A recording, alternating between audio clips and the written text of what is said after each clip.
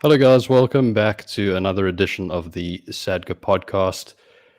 We are joined by three fantastic guests, two of whom were among the upper echelons of the leaderboard in Cape Town, and then the third member is Moorgas Bosman. But Trevor, let's introduce you first as the winner of the Cape Town Disabled Open, followed by you, Craig, the runner-up narrowly in the stable fed division, and Bossy, you might have to remind me where you finished, but three fantastic guests this evening. Was it fifth? Yeah. Trevor, so I have to ask. I mean, I think you'd be a good person to ask the opening question to. At what point did you find that the tears subsided and you could actually digest what you accomplished at KDM? Craig, it's been a roller coaster ride, and it was a roller coaster. But during the tournament, I was pretty focused, and I think that over the last week or 10 days, as long as it's been surreal, and I've thoroughly enjoyed it, and it's given me more impetus to work on my game, and hopefully I'll be able to take this forward into PE and into Joburg and into the Champion of Champions. So I look forward to the tournaments that are coming ahead. What do you attribute getting over the line to this time around? Because obviously you have had a number of close calls over the years, but what do you think was the difference this time around? Yeah, I think that I did my homework properly. I mean, I actually have been working really hard on my game, and I have a lot of confidence in what I'm doing on the golf course, and it's self-belief, I think, more than anything else. And Craig, you've also had some time to digest a fantastic final day, what was the round of your life, and then lo and behold, you actually matched it 2 days later, which is pretty remarkable. But tell me about how that final round panned out for you, and what the key to success was for you. Yeah, Craig, I don't think Trevor has got over it. He's still wearing the same shirt he wore on that day, so he obviously hasn't taken it with tears soaked and all. And after 20 odd years, I would still be crying. But, yeah, Craig, it was something else. The first day I tried really hard. I tried too hard. To play well, just to perform well on your home course with all those pressures and stuff like that. And came away from there with ringing 2 holes, and still scoring 31. So with that second day, it was just get out there and just go and play. I had Yolandi in the same 4-ball as I was, so that helped because it was matching what she was doing or trying to better that, which was a tough ask, when and so it was, I scored, I think it was 6 pars or something like that, but my par would be for 3 and her par would be for 4 type thing. So, it was a tough one all the way through, but played really solid golf. I mean, it almost like I just didn't, there was no care, but there was just just get to the finishing line, play well, try and get those 7 shots back from the first day and see how it went. So there was no real strategy. I mean, we were hoping the wind and the weather would come up a little bit more, which would be in our favor, but that didn't come. That didn't help. So, it was just really decent golf. And I think all those practice rounds for the last year and stuff have come together, and it came together really well. And if anything, I was a little bit more emotional than Trevor was with these wins, just breaking 90 and then making 90 go. It's just, and then I had to go prove it, later on in the week by doing it again. So it wasn't a fluke, but yeah, it was great. It was awesome. And Bossy, yourself also quite a momentous tournament in a lot of ways. You managed to keep the dreaded snowman off both cards, and you also you also had the honor of playing in the final group on day 2, which I believe was a first. I mean, chat to me about what that experience was like, and how did you deal with the pressure? Well, Craigie, firstly, I believe these two did quite well because of me. Mr. Moorgas, I helped him out quite a bit with bunker play before the round. It's a pleasure. Yep, I'll give you that one. Absolutely. And then for Trevor's sake, I mean, I kept him calm. I kept him quite calm. I mean, he stiffed it on one about you kept me calm. less than a meter from the hole. I said, well, it's an easy birdie, buddy. It's an easy birdie. I think that made it for him better. But now, all jokes aside, I think it was on the fourth or the fifth, Trevor fourth. Peter Verwijn then was standing next to the tee box, and I said, "Can you please swap me?" The fourth. Because this is the stiffest three putters Yeah, I I've remember ever that. seen in my life. I mean, come on. You're now in the penultimate four balls, not that bad, but this last one, these guys are tight, bro. This is unnecessary. But I must admit, after the first 9, and Trevor saw he had a bit of a lead, he was a little bit better, except for this Bentley character that I still can't find anyway, but he was calling him all day. But no, all jokes aside, I was pleasantly relaxed, if I can put it that way. And I actually enjoyed it. I did. There was a little bit of a hiccup on the fifth with the last ball, and I didn't go that lekker. But I think I kept it together eventually. So no, it was nice. And Bossy, you actually touched on something quite interesting there, because Trevor, you managed to actually do something at Cape Town that Burnley haven't managed to do yet this season, and that's actually win for a change. So you must be pretty chuffed about that. Can we pass on that question? Right. It was. He worked all week on that one. It was a pleasure playing with Bossy and Lance, and we had a really nice day, and Virgil as well. We had a really nice day, and I know that the guys that were playing in the last group, it was their first opportunity to play in the last group, and it's a completely different mindset and a completely different mentality playing in the last group. It puts a different pressure on your game at the end of the day. Okay, it probably makes it more difficult for the first 3 or 4 holes, but once you've got past the first 3 or 4 holes, it makes, you get back to your old normal game, but it does pound the pressure on you. And at the end of the day, it's, you always want to get out the blocks relatively quickly. And I think the guys battled the first 3 or 4 holes, and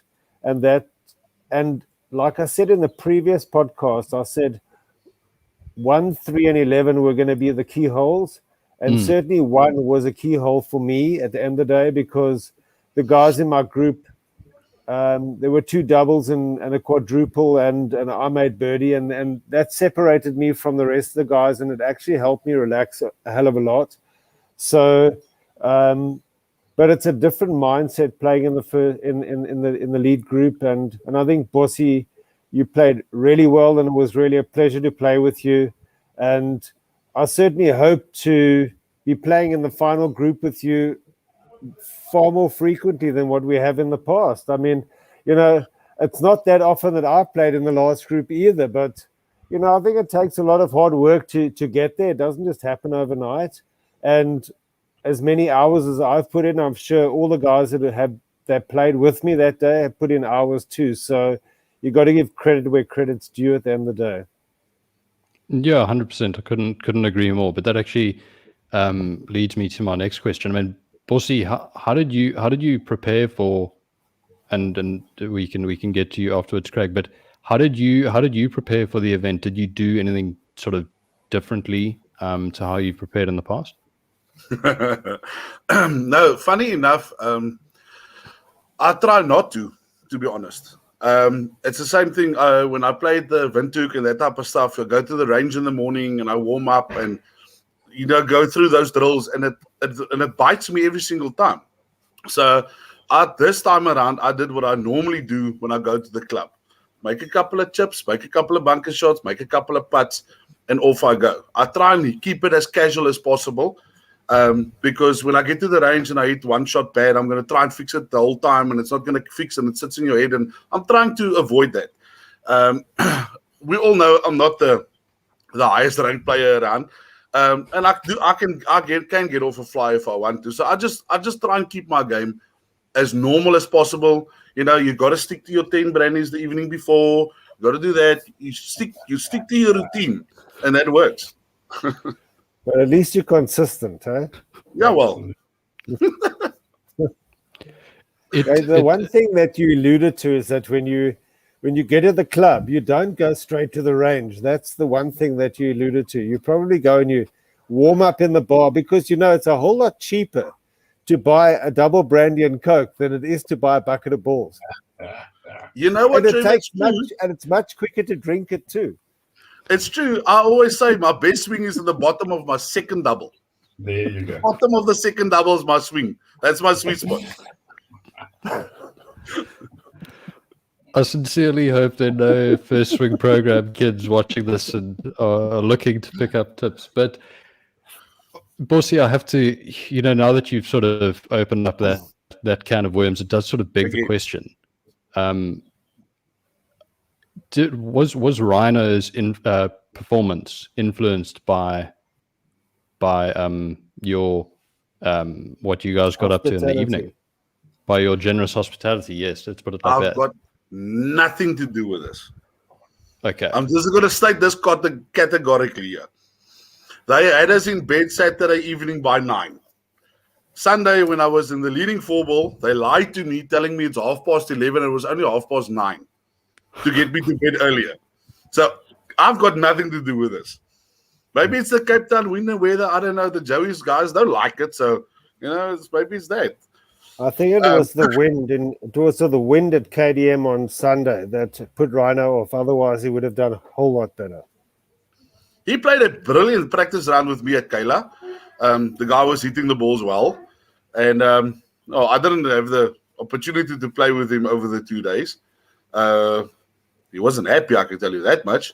But yeah, so it's no. We had a rough couple of nights before the weekend started, but we were nice and grown men by the time Saturday night came around. And Craig, I mean, how did your preparation change for the event? I mean, obviously you went into it with absolutely no pressure, having won the KZN event, but what was your mindset going into it? It was exactly that. I mean, there was really no pressure. I just wanted to play well, which like I said, got to me on the first day. I mean, the preparation was, I had an issue in Durban with my driver, so I didn't play my driver at all for both rounds. And I was determined to get that right now. So I worked on, shot 1 and 2 quite a bit leading up to the tournament, and it worked for me.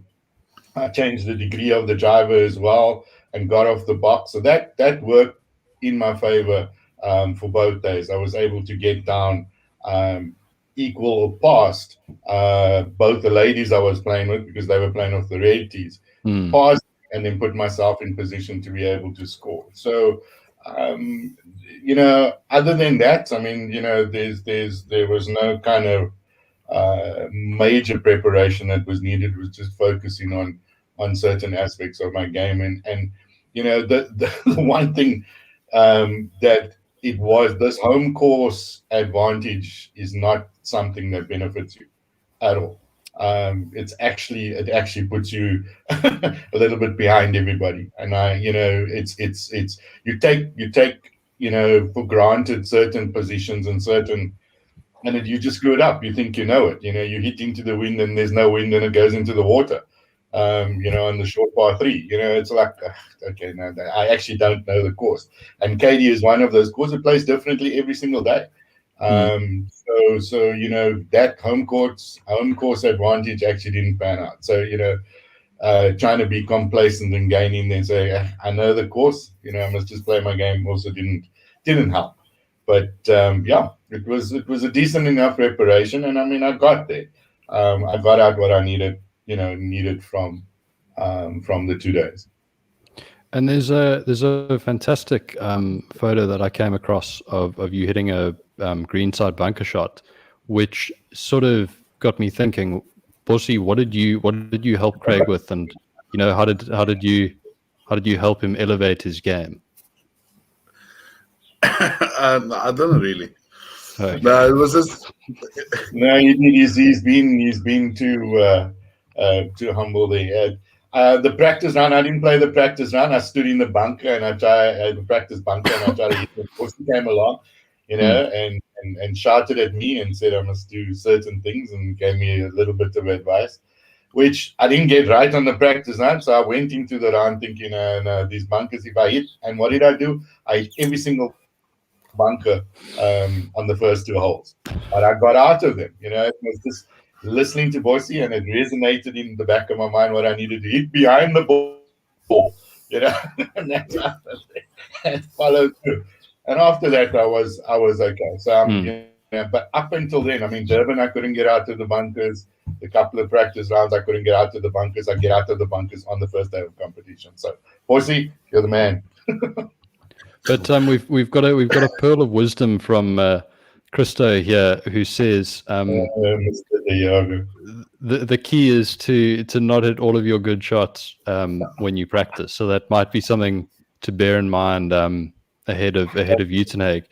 But Trevor, Craig alluded to the fact that there's home course advantage actually counts for very little in these events. I mean, did you sort of find that you kind of maybe put a bit more pressure on yourself playing KDM, especially in light of how well you've played in the last sort of year and a half?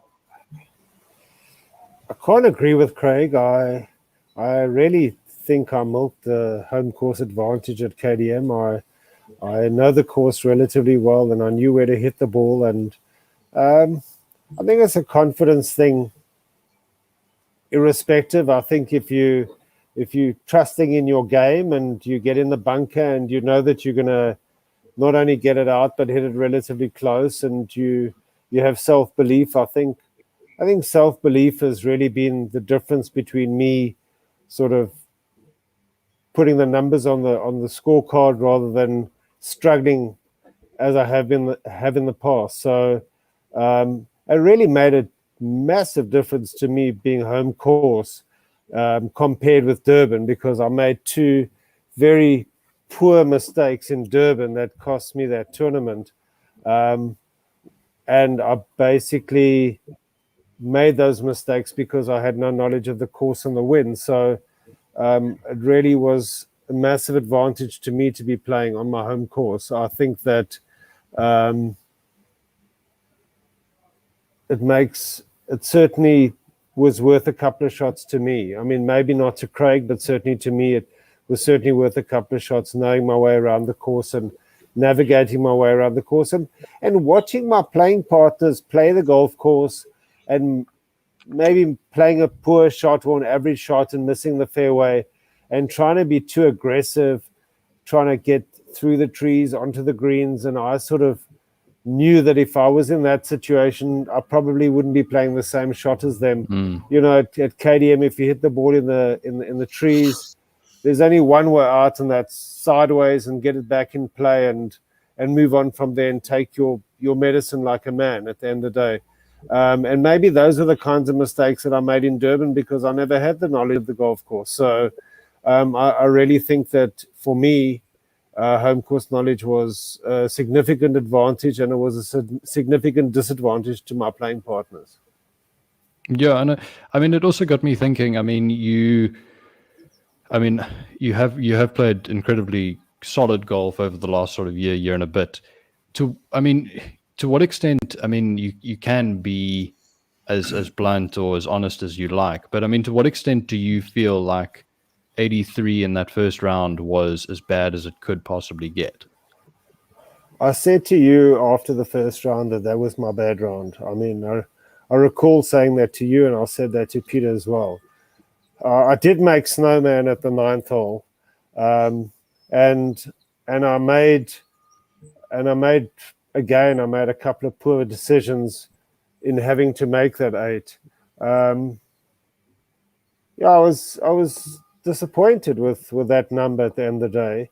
I played a whole lot better because I actually had to save my round the back 9 because I had 44 the front 9 and 39 the back 9. So there was a bit of a rescue effort on the second 9. I could have shot a much worse number, so I had to gather myself after 9 holes and try and keep it together. But maybe that's sort of testament to how far I've come over the last year or 18 months that I am able to do that. And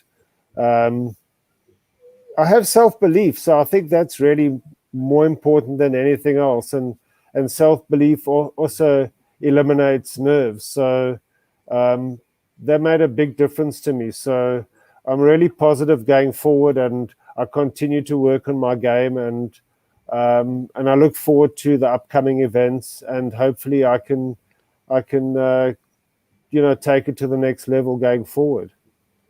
And also hopefully, it's a lesson it's taken me 20 years to learn that lesson.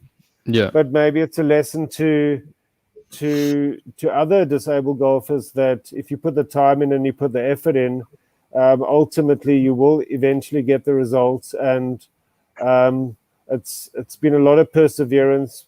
But, important thing about practicing is you've got to practice good habits. It doesn't help to stand on the tee and just slug away at the ball or get in the bunker and just try and get out and whatever your objective is. But you actually need to make sure that you need to do, you practice good habits, not bad habits at the end of the day. And if you do need help, then you need to reach out for some help, because, if your back hurts, you go to the doctor. You need to get help if you are struggling with your game, because otherwise you're just going to go round and round in a tumble dry. It's not going to change anything. And Craig, now onto Uitenhage. You have played the course a couple of times, most recently in the provincial challenge. Do you think that that'll sort of give you peace of mind that you sort of know what to expect going into the event? Yeah. Again, yes and no. I think, the difference here is that they've had quite a bit of rain since we've been there. Okay. They've had, for the last 2 weeks, quite, a lot more rain than was expected at all. So automatically that course is going to play a little bit different to when we played the interprovincial. And, and the weather is going to play a big factor there, because, I think it's a little bit softer underfoot. They've looked after the greens like they had for the interprovincial. So, and I think, we're going to have similar, kind of length holes and stuff that we had at the interprovincial, being a competition. The course can't get very much different from what we had there. So, yeah, it's a good advantage. But again, I'm unlike Trevor. I don't take, knowing the course as a feather in my cap at all.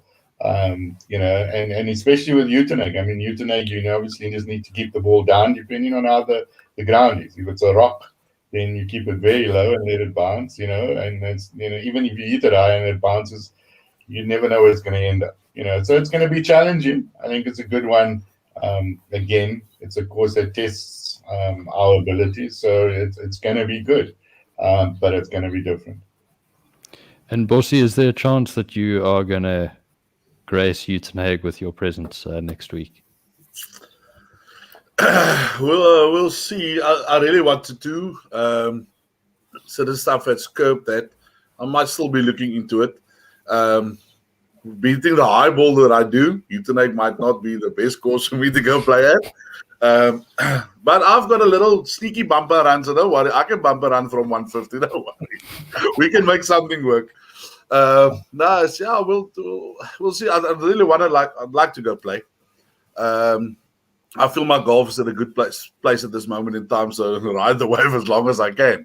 Let's see. It's on the issue that the other two gentlemen spoke about, knowing a course. I think it's two-sided. If you play your home course, you might know it too well.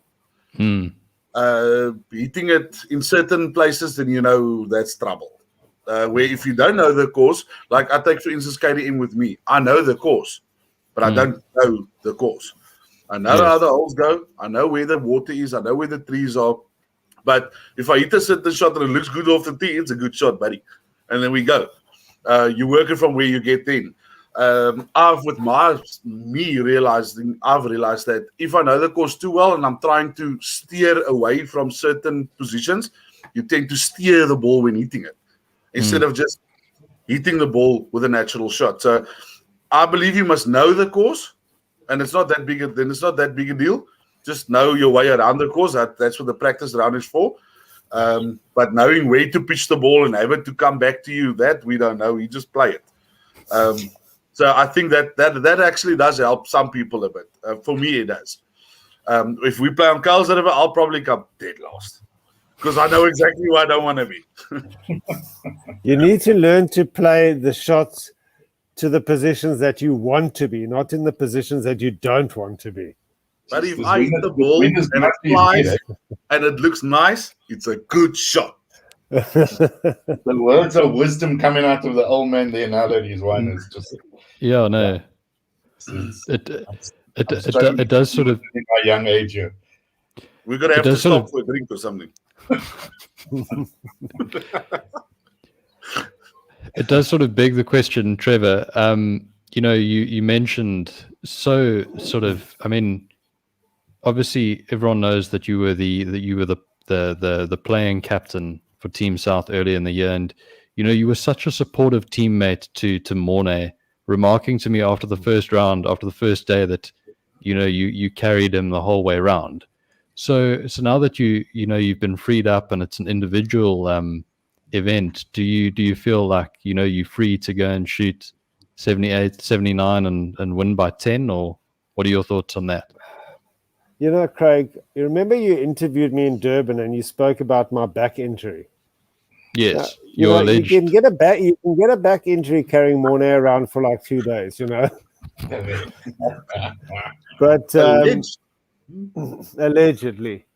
Look, I mean, I look forward to Uitenhage. I think it's a course that I don't know it that well, but I've had a couple of rounds there, so a little bit of information is always helpful at the end of the day.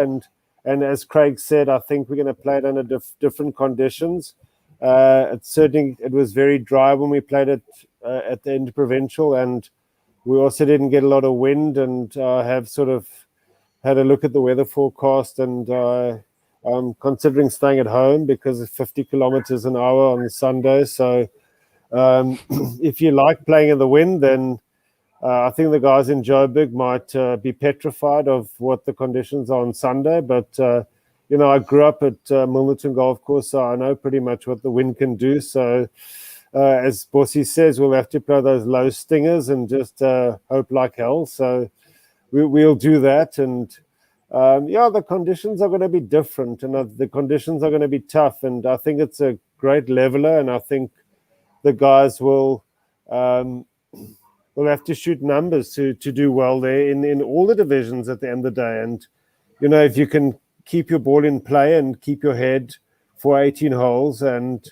you need to score. I mean, whether you're playing in the Stableford or the medal division doesn't really make a difference. I think everybody's going to be challenged by the conditions more than the golf course at the end of the day. And they served up really nice greens for us, and I know that they hollow-tined a couple of weeks ago, so their greens should be in really good condition going into this tournament. So, we're going to go out there, and it's going to be a clean slate for everybody, whether you've won a tournament or you've come fifth in a tournament before. It makes no difference. We're all going to be on a level playing field, and we're all going to go out and do the best that we can. And we're all going to be optimistic and try and bring our best game to the tournament. So I look forward to it, and I look forward to the camaraderie, and I look forward to spending time with Opa I haven't seen for a while. And it's going to be a quick in and a quick out. It's a weekend tournament. It's a Saturday, Sunday. So we're going to dash in and dash out and play hard and spend some quality time with our friends and go home and do the best we can. So I'm looking forward to that. It sounds like you probably need to stay in Opa's good books, because he said here he can arrange that no one breaks 90 over the 2 days. I don't know how he plans on doing that. I don't know. Maybe he and Morris have a couple of tricks up their sleeves, but that'll remain to be. Maybe they're having a hunting expedition and trying to cull a couple of disabled guys on the golf course with a couple of, catapults or rifles, or you never quite know what goes on in Uitenhage. It's a little bit, hidden away, and they're looking for a little bit of publicity. I mean, surely it's enough publicity for them to have a golf tournament at their golf club rather than to, hit the headlines in other respects. Yeah. Well, they can't stop you to tee off with your putter. I mean, you're going to keep it low either way. Yeah, absolutely. There you go. So yeah, they can't change your strategy. They've definitely got some tricks up their sleeve. And again, because we don't know the course in a soft condition, it's gonna be challenging, and what I do need to say, I must just take my hat off as a player and as SADGA, it's the, for those guys that haven't or have been at the cusp of actually trying to get into the Champion of Champions, the field is relatively small for Uitenhage, and it's a perfect opportunity to be able to, to push here, that nobody knows the course, as they should, except Christo, and try and get the spot into the Champion of Champions. Swartkops, the following one in Johannesburg, is not going to be easy. We've got a full field there, probably around 60 players plus, through all divisions. So I think that's going to be a little bit more difficult, to be able to get through and get through a win. So Uitenhage is a perfect opportunity. No disrespect to Uitenhage, but I mean it is a smallish field, and the guys have chosen not to travel there. But it is a perfect opportunity from both Stableford and the Middle to be able to get. I agree with you, Craig. It's a wonderful opportunity for the guys to win a tournament and to get into the various divisions and to get into the Champion of Champions. The field is relatively small. So, and also the other advantage is that it is over a weekend, so it doesn't really impact on your work or your business or whatever the case might be. And if it means that you've got to fly in on a Friday and leave on a Sunday afternoon, then there's an opportunity for everyone to stake their claim at the end of the day. Yeah. And we've just, Lily has also just confirmed we've got an overseas entry in there. Yes, I saw that. Yeah. From Costa Rica with a 8 handicap. So it's not a bad place to try and win the Champion of Champions. Perfect up. And like Trevor said, it's not a week. If you can get there the Saturday, you can get there late the Friday. And then you can leave the Saturday after, Cape Town is 6+ hours. It is the opportunity, you've got a time, you still want to enter, please do. I just want to ask a question. Does Costa Rica have Google? PE or Quebec or whatever they want to call it, the Windy City, Papa. Google, go to Joey's. Leave. Yeah, and don't ask me to say his name. This particular guy has followed me on Facebook and Instagram, and that's how he hooked up and asked him to, so he's been following us. He's been seeing what is happening with the series and the Open series is going on. So maybe he has got Google there. Yeah, you're right. He may not be if you don't know the country, that's not the proper place to come to. But anyway, heads up to Axel to him. But Craig, I think just because you said that, I think we're going to make sure that you do the prize giving in Uitenhage, and if he's in the prizes, that you have to say his name. So best you good, get right? practicing. Yeah, absolutely, yes. Yeah, it's easy. It's easy over Facebook not to have to say somebody's name, but yeah. Yeah, okay, we will initiate him, and he will understand exactly what the rules are. South African name, and he might not be on the tee on Sunday. Is he going out with me on Saturday? Correct. Correct. Okay, I got you.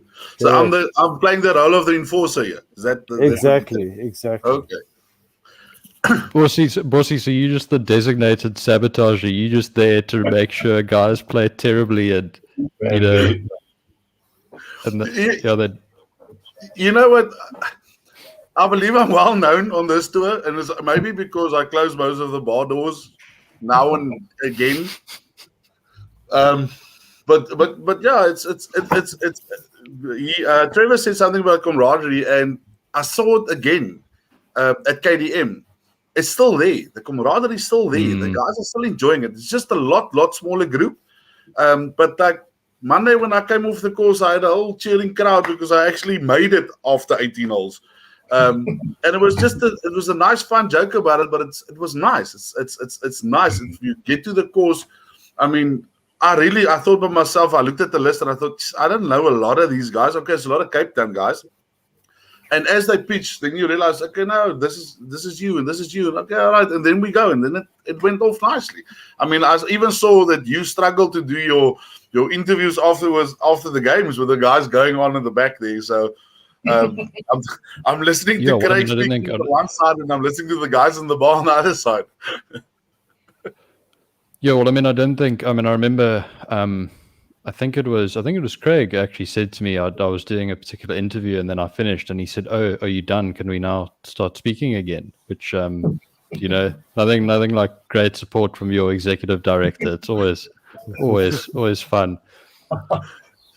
But Trevor, I'll start with you, and then I'll ask Craig after that. But you know, what advice would you give to someone who hasn't won an Open Series event yet, but has been knocking on the door and is looking to try and join you and Robin Singh as winners of the Canon Open Series event?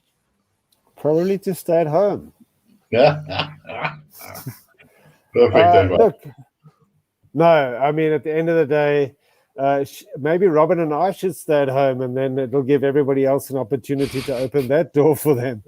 But well, I mean, our tickets are there, so we don't need it at the end of the day. But I think that, you know, what you get out is what you get out is what you put in at the end of the day. So, and I can see that there's a lot of guys that have improved, and Bossy said that the fields were small, but the fields were not small. I mean, the fields where there were like over 60 golfers or around 60 golfers in Cape Town and around the same number in Durban. So there's a huge interest at the end of the day.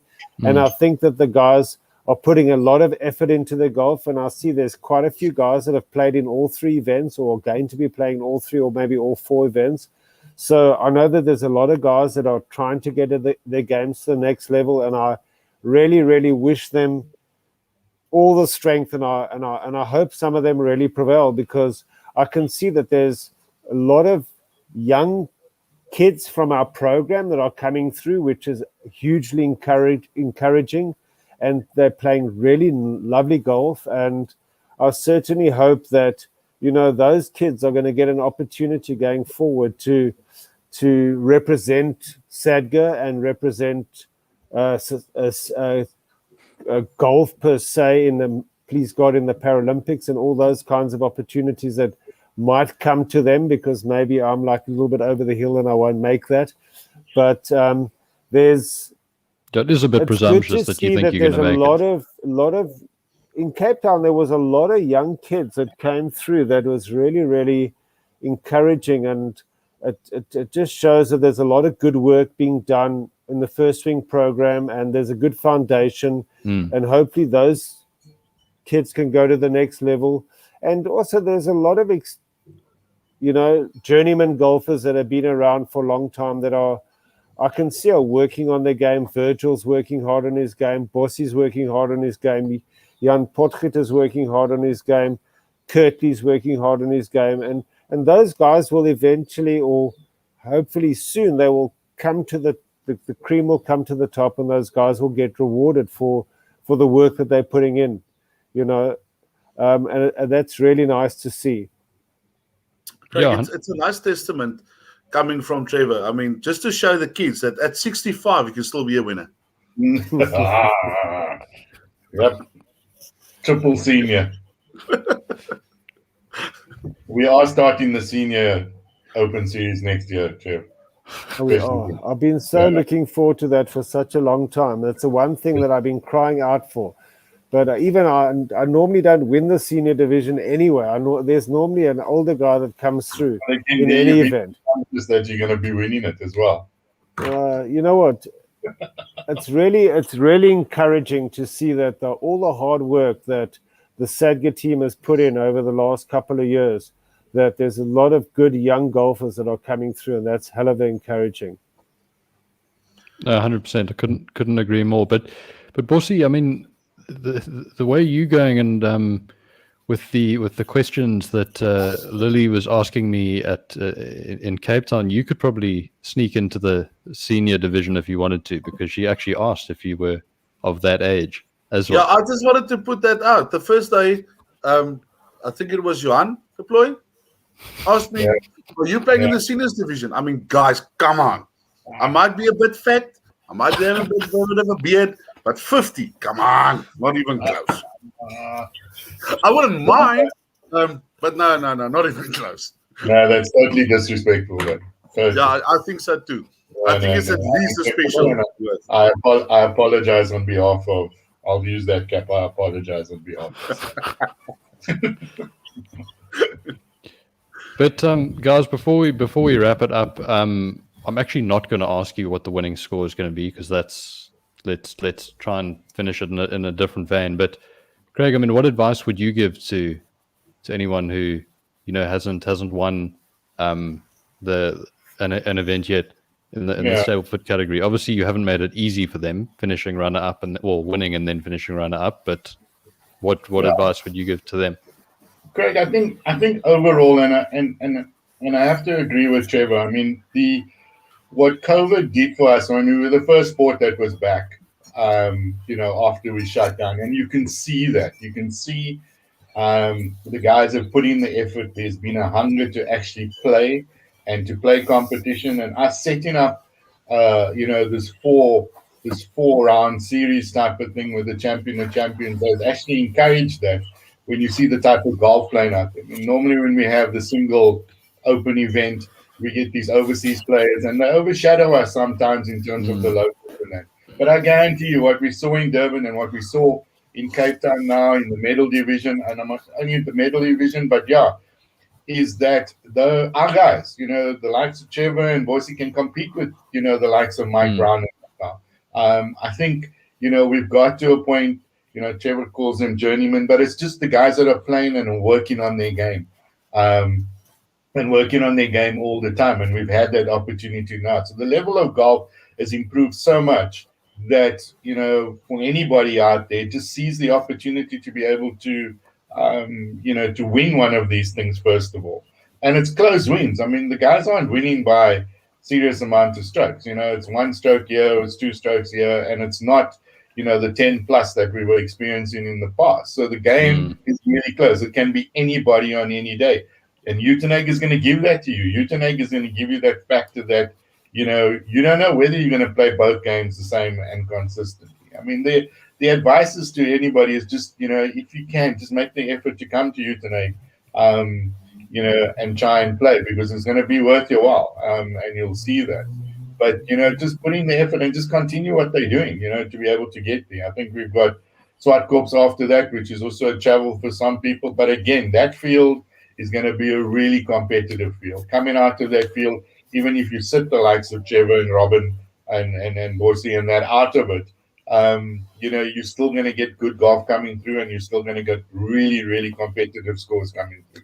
So, it bodes well for where SADGA is and where SADGA golf is, and where disabled golf is in the country.